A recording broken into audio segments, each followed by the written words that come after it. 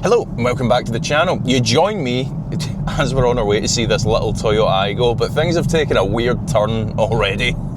Usually you at least get to view the car before things get a bit weird. Not today. So this little Aygo, we negotiated a price based on the car having a full service history. That's what he told me it had when we initially spoke on the phone. However, in the last 10-15 minutes, just before I leave to go and see the car, he calls me to say he can't find the service book anywhere. His daughter's been using the car, she's misplaced it, he's blaming her, she's blaming him. Whatever's happened, the service book is no longer present with the car.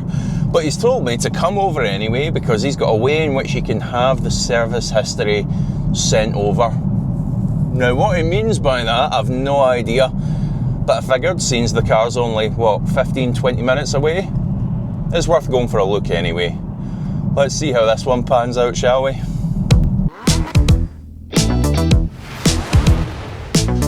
I tell you what, there is very little that surprises me in the world of cars anymore, but today has been the exception. This little car is exactly that because it shocked me.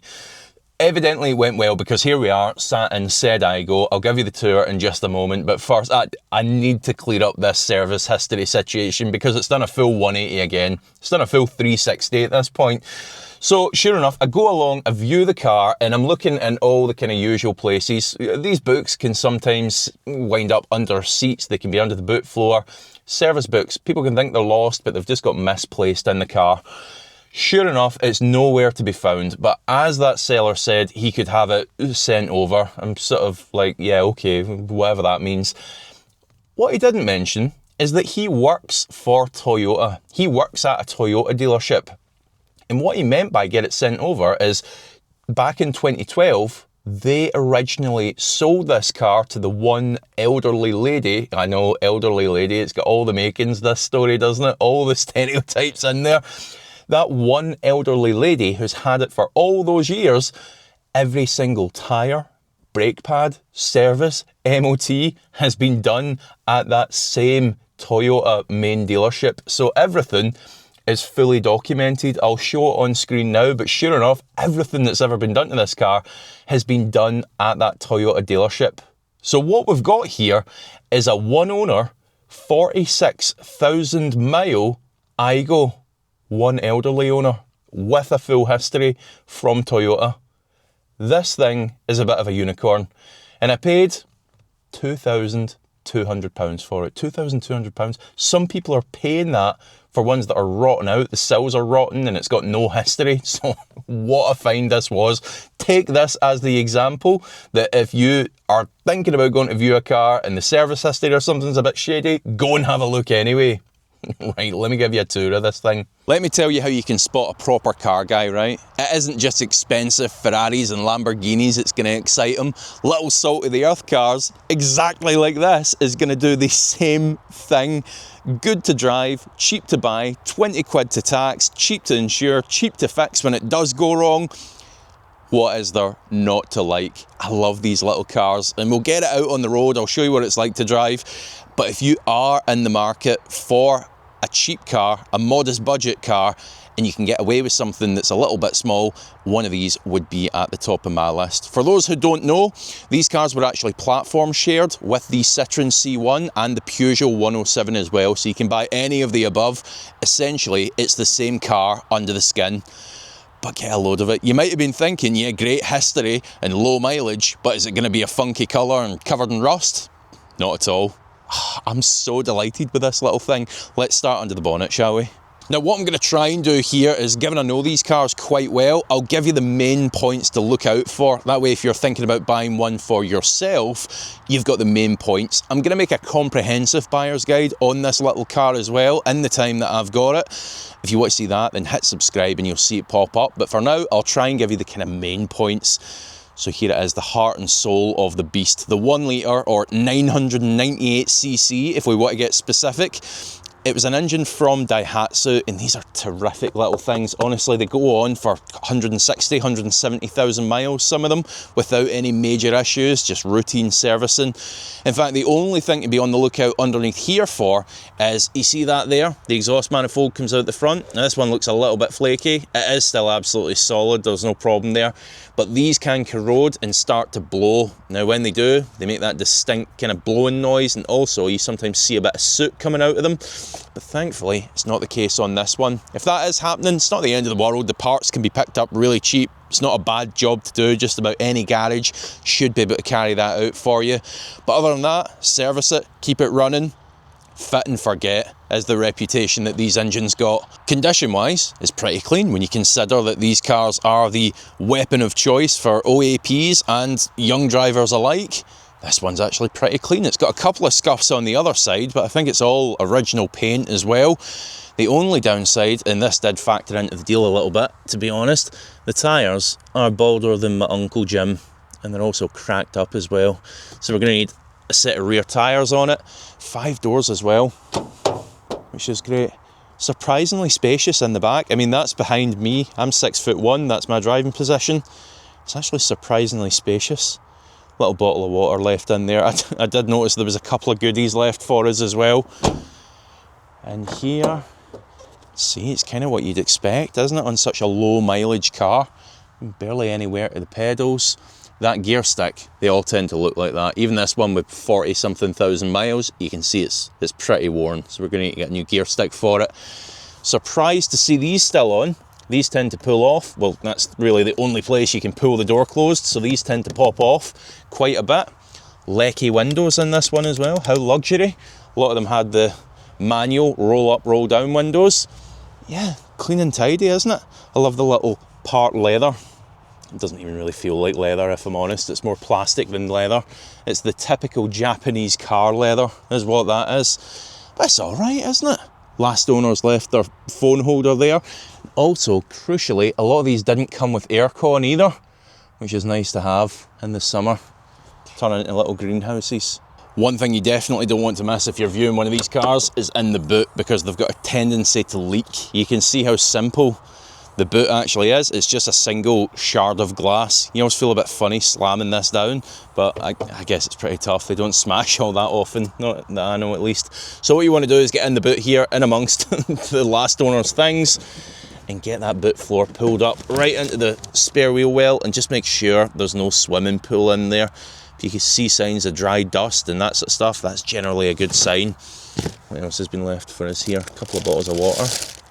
How nice. It's always slightly alarming to find bottles of oil, isn't it? More so in cars that are notorious for burning oil, but hey ho, someone that cares about their car might just have oil in the back. Oh dear. It looks like the last owner has been a vapour. I hope I'm not daubing someone's son or daughter into it, showing that off on camera. Some screen wash, some de-icer. Yeah, we do have a little bit of a mark here. Looks like it's just been a scratch, but someone's hit it with the old, I mean, it almost looks like spray paint. I mean, that is just it. I do notice a trend of this.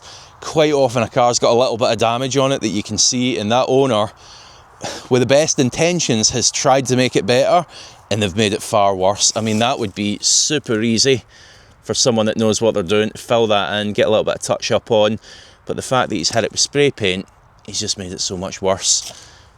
That is a little bit loose. I think whatever's caused that has popped the bumper out a little bit, but that can be fixed easy enough. And the back, oh, more of that classy leather. Get a load of that. Ugh. Gives me the heebie-jeebies. What we got here? What's that? Oh, nasty. Oh yeah, medium brown eyeshadow. Fantastic. I think we'll put that in the bin. This car may well take the record so far for the most previous owner belongings being left in it.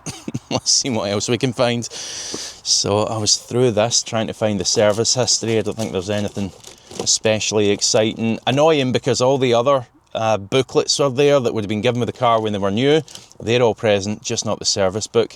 There's even a receipt there for a clutch as well. It's just had a clutch done in the last 1,000 miles or so. Oh no. Oh, that's not good. A test pass certificate. Tell you what, I feel a little bit violated by that. I thought it was just the one sweet old woman that was driving this car around. I guess previous owner doesn't always mean who's been using it. Someone's done their test in it. I guess that explains the the new clutch that's been put in. And know what these remind me of? Now I'm sat in the passenger seat. Do you remember those original Ford cars with a kind of sloping rear? They had the same kind of thing going on inside with the exposed metal. You remember those?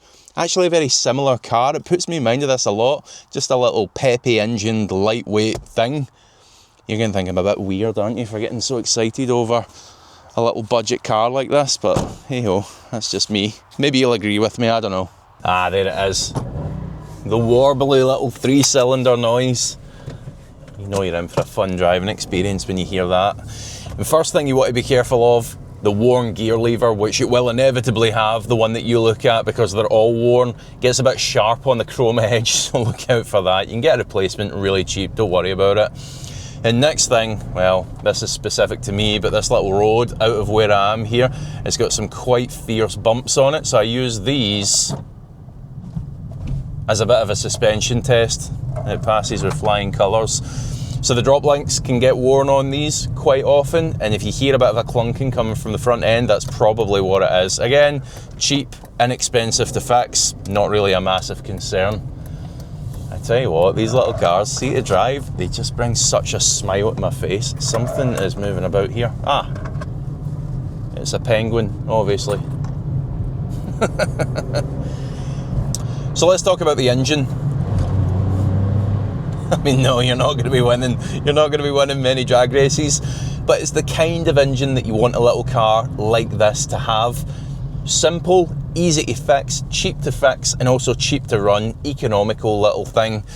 I mean, they started fitting some of these cars, certainly in the French ones, they started fitting them with those 1.2 PureTech engines, and I bet a lot of owners got stung buying those. That's that horrible PureTech wet belt equipped engine. Yeah, such a shame to follow up a fantastic little engine like this and taint the reputation of the car. But these little 1 litres, they will run forever and a day. And because the car is so lightweight, as I mentioned in the introduction, you don't find yourself needing mega power. I mean, yeah, on the motorway, you're going to be pretty much maxed out come 70, 80 mile an hour. You're not going to have much overtaking capability. But it really just comes down to what you need. If you're looking for a mile-munching car, yeah, this is not it. If you're looking for something that's going to be okay around the back roads, certainly okay in the city, and okay on the occasional motorway journey, you could do a lot worse.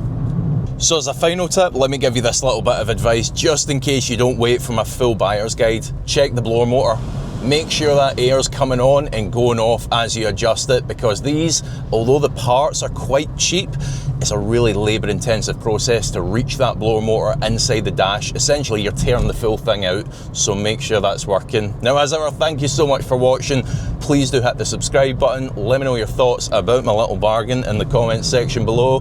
Hit the like button, and I'll see you for the next one.